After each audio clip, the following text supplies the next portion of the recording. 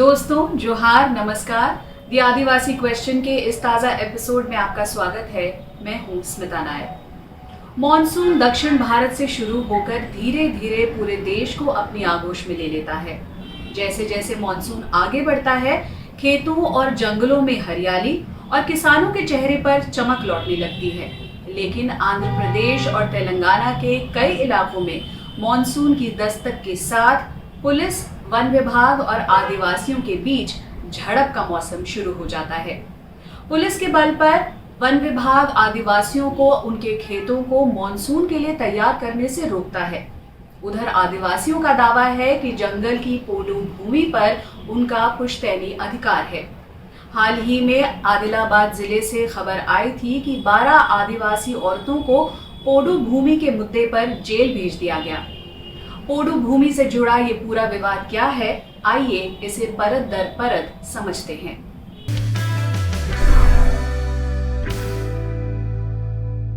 पोडू खेती आदिवासियों द्वारा इस्तेमाल की जाने वाली खेती की पारंपरिक प्रणाली है, जिसके तहत फसल लगाने के लिए हर साल जंगल के अलग अलग हिस्सों को जलाकर साफ किया जाता है।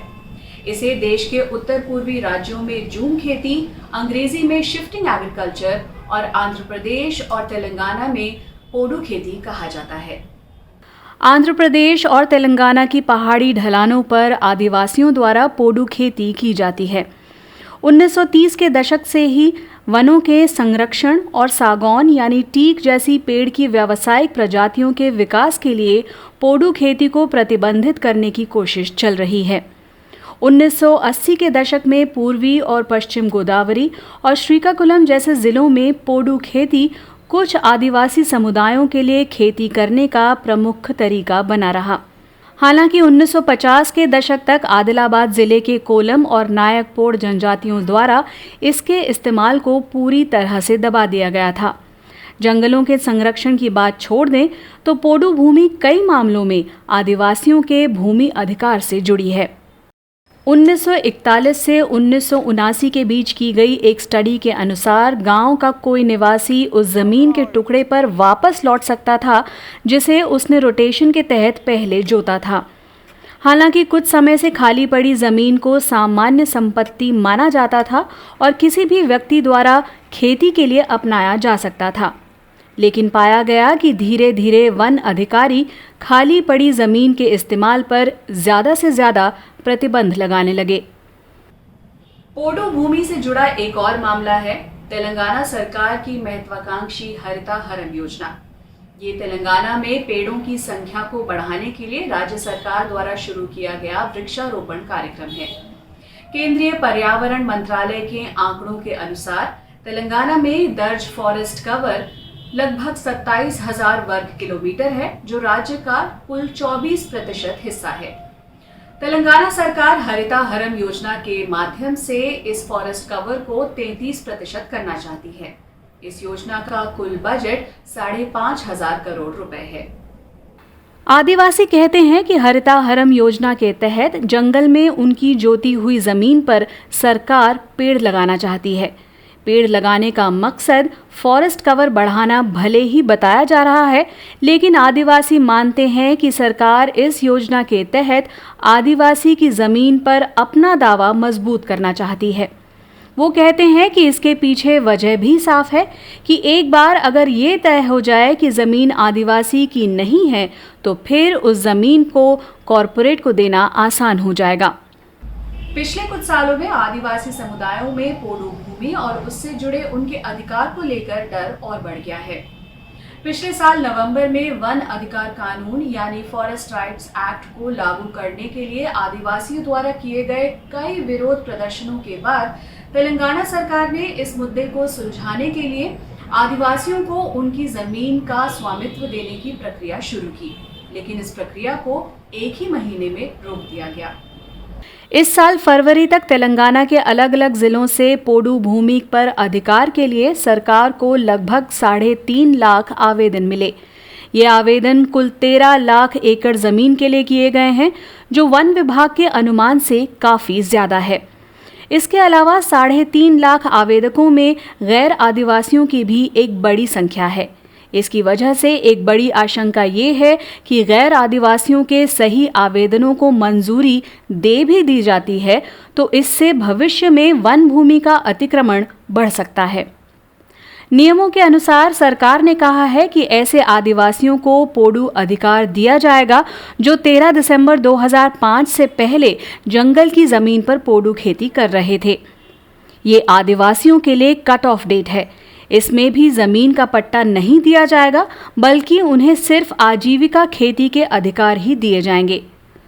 दूसरी तरफ गैर आदिवासियों को इस बात का प्रमाण देना होगा कि उनके परिवार के सदस्य या बुजुर्ग कट ऑफ तारीख से पहले यानी 13 दिसंबर 2005 से पहले 75 सालों से जमीन पर पोडू खेती कर रहे थे, यानी जमीन पिछले 75 सालों से उनके कब्जे में होनी चाहिए। तेलंगाना के मुख्यमंत्री के चंद्रशेखर राव पोडू भूमि के मुद्दे को हल करने का वादा कई बार कर चुके हैं, लेकिन पट्टों के इंतजार में आदिवासी बूढ़े हो रहे हैं। फॉरेस्ट राइट्स एक्ट 2006 सरकारी रिकॉर्ड में जंगलों के रूप में दर्ज की गई पोडू भूमि पर निजी व्यक्तियों और समुदायों के कानूनी अधिकार को सुनिश्चित करने के अलावा आदिवासियों और जंगल में रहने वाले दूसरे समुदायों के वन अधिकार सुनिश्चित करता है। कानून बनने के बाद इसे इस इलाके में सिर्फ एक बार लागू किया गया, जब 2008 में अविभाजित आंध्र प्रदेश की तत्कालीन कांग्रेस सरकार ने इसे लागू करने के लिए एक रोड मैप की घोषणा की। लेकिन इस रोड मैप ने एक बड़े तबके को इस कानून के दायरे से बाहर कर दिया। केंद्रीय जनजातीय मंत्रालय सभी राज्यों को अधिनियम के कार्यान्वयन पर मंथली प्रोग्रेस रिपोर्ट जमा करने के लिए बाध्य करता है, लेकिन तेलंगाना ने पिछली डिटेल्ड एमपीआर जनवरी 2018 में जमा की थी। मंत्रालय के आंकड़ों के अनुसार अक्टूबर 2021 तक पूरे देश में करीब 43 लाख दावे, जिसमें 41 लाख से कुछ ज़्यादा व्यक्तिगत हैं और करीब 1,70,000 सामुदायिक दावे हैं, दर्ज किए गए हैं। उनमें से सिर्फ आधे व्यक्तिगत और 59.5% सामुदायिक दावे स्वीकार कर जमीन के पट्टे बांटे गए हैं। तेलंगाना की बात करें तो जनवरी 2018 तक करीब 1,85,000 व्यक्तिगत दावे और करीब 3,500 सामुदायिक दावे सरकार को मिले हैं। उनमें 7.5 लाख एकड़ को कवर करते हुए करीब 94,000 व्यक्तिगत और 727 सामुदायिक दावे स्वीकार किए गए हैं। ये ज़मीन के मालिकाना हक पाने वाले कुल आवेदकों का करीब 50% ही है। 13 फरवरी 2019 को सुप्रीम कोर्ट ने जंगल में रहने वाले 10 लाख आदिवासियों और दूसरे लोगों को जबरन बेदखल करने का आदेश जारी किया। ये वो लोग थे जिनके एफआरए दावे हाल ही में खारिज हुए थे।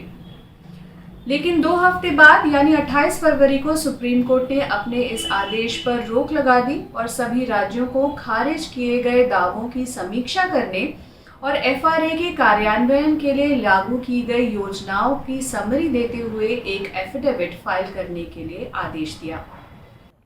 जनजातीय मंत्रालय के आंकड़े बताते हैं कि मार्च 2020 तक तेलंगाना ने एफआरए के तहत किए गए दावों में से 45% यानी 83,757 को खारिज कर दिया था। इतनी बड़ी संख्या में दावे इसलिए खारिज हुए क्योंकि अधिकारियों ने सबूत के तौर पर सैटेलाइट इमेजरी पर जोर दिया कि क्या दावा की गई जमीन पर 2005 से पहले खेती हो रही थी या नहीं। कानून ये कहता है कि सैटेलाइट इमेजरी दावों के लिए पेश किए जाने वाले कई सबूतों में से एक है। मई 2013 में इसी तरह के एक मामले में गुजरात हाई कोर्ट ने सबूत के रूप में सिर्फ सैटेलाइट इमेजरी को अनिवार्य करने के खिलाफ फैसला सुनाया था। कोर्ट ने ये कहा था कि सैटेलाइट इमेजरी का इस्तेमाल दूसरे सबूतों की अनदेखी नहीं हो सकता। एक आदिवासी किसान जंगल के अलग अलग हिस्सों पर अपने भूमि अधिकार के दावे दायर कर सकता है। पोडू खेती में हर क्रॉप साइकिल के बाद जंगल के उस टुकड़े को किसान सालों के लिए छोड़ देता है और किसी दूसरी जगह जाके खेती करने लगता है। ऐसे में तेलंगाना सरकार द्वारा तय की गई cut off date satellite mapping के लिहाज से काफी भ्रामक हो सकती है, क्योंकि दावा की गई जमीन पर किसी समय पर खेती हो रही थी या नहीं, ये साबित करना बेहद मुश्किल है। यही वजह है कि एफआरए के नियम सैटेलाइट इमेजरी को अनिवार्य सबूत नहीं मानते हैं। FRA का रूल 13 वन अधिकारों के निर्धारण के लिए सबूत के तौर पर सार्वजनिक दस्तावेज जैसे पुराने नक्शे, सैटेलाइट इमेजरी, वन जांच रिपोर्ट, सरकार द्वारा अधिकृत दस्तावेज, फिजिकल स्ट्रक्चर जैसे घर और झोपड़ी, नेचुरल स्ट्रक्चर जैसे कुएं, कब्रिस्तान, पवित्र स्थान की छूट देता है। अधिनियम में स्पष्ट रूप से कहा गया है कि नियम 13 के तहत कोई भी 2 सबूत वन अधिकारों को मान्यता देने के लिए काफी हैं। जून 2014 में तेलंगाना राज्य के गठन के बाद ये पहली बार है जब वन अधिकार कानून को लागू करने की प्रक्रिया शुरू की गई है। करीब 7 साल की देरी के बाद प्रक्रिया शुरू की और अचानक इसे रोक भी दिया गया। इसके पीछे एक ही वजह हो सकती है, वो ये कि अनसुलझे भूमि विवाद और विवादित वन भूमि पर संघर्ष के बीच आदिवासियों के वन अधिकार को खत्म किया जा रहा है।